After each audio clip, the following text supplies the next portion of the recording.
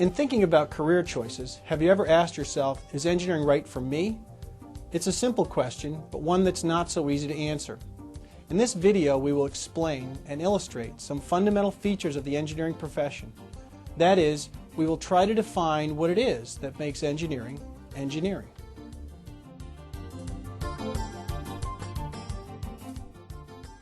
Engineering is an incredibly diverse and exciting field, but it can also be confusing because there are so many types of engineering.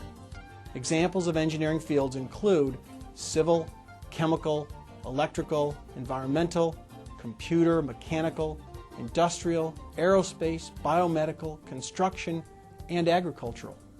People often try to answer the question, what is engineering, by describing each of these many fields. That may be useful if you know you want to be an engineer, but if you're not sure engineering is right for you, a good place to start is to take a look at the common characteristics of all these fields. Underlying all engineering fields is a common way of thinking, analyzing, and solving problems. At the heart of engineering is problem solving. And we all like to solve problems and accomplish things in life, and I think engineers are really goal-oriented. They like to have objectives, have dreams, have goals, and accomplish them. So if you've got some interest in mathematics and some interest in physics and applying those to everyday challenges and solving them and seeing the fruit of your labor come to increase the quality of people's lives, and engineering is a great field for you. The way in which engineers think and work has been defined as the engineering method, comparable to the scientific method, which you may already be familiar with. The engineering method is defined by four characteristics. First, the engineering method is used to analyze, model, and solve complex technical problems that require an integrated, interdisciplinary view of problem solving.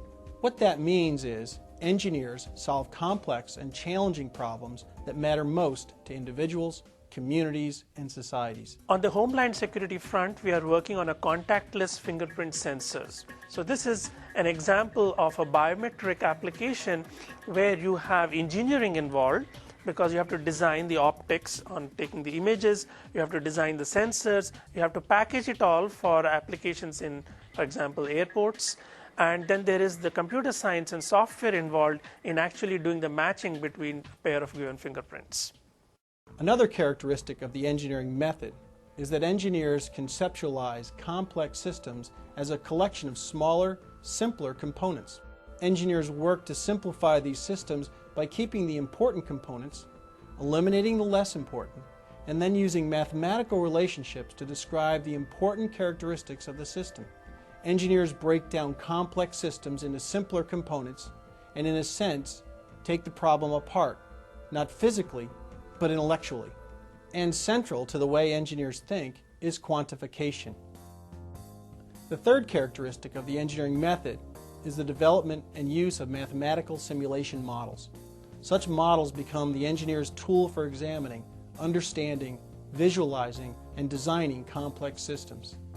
Although engineers may conduct experiments using scale models, the use of mathematical computer simulation models is common across all engineering disciplines. Because a simulation model must incorporate all the important characteristics in a system, you can think of their development as putting a system back together. Finally, the engineering method involves synthesis and design. Engineers design useful devices, products, or systems within a broad context of users, organizations, or communities. In this process, engineers must take into account factors such as reliability, safety, flexibility, economy, and sustainability.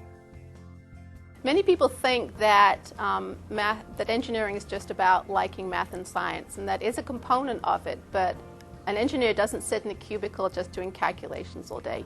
Engineers work usually in big multidisciplinary teams. They need very good communication skills, interpersonal skills, problem-solving skills. And if you think of the communication skills, you're not just dealing with other engineers, you may be dealing with public officials, the general public at large, your client, and so you really have to be able to explain your project to them and your solution to it. Engineers do not design things by trial and error. Designs are based on extensive analysis and modeling, and by incorporating ethical considerations, judgment, and common sense. So do you think engineering is right for you? I hope so, because the world today is facing enormous challenges. Challenges such as global warming, burgeoning population growth, continually increasing energy demands, natural resource depletion, and the challenge of sustainable growth. I'm convinced that engineers will be able to solve these problems, but this country and this world needs more young men and women to enter engineering. I think engineering is a very good field for women. I've never found any barriers in practice or in academics. I think it's a very exciting field. I think it's a very flexible field. There's lots of different job opportunities. You can decide you want to work close to home. You can decide you want to travel. There's lots of opportunities, and you can really pick the type of lifestyle that suits you. As a parent, a professor, and Dean of the School of Engineering and Applied Sciences at the University of Buffalo, I hope you will consider engineering as a career and join other engineers in helping to solve the complex problems we face today.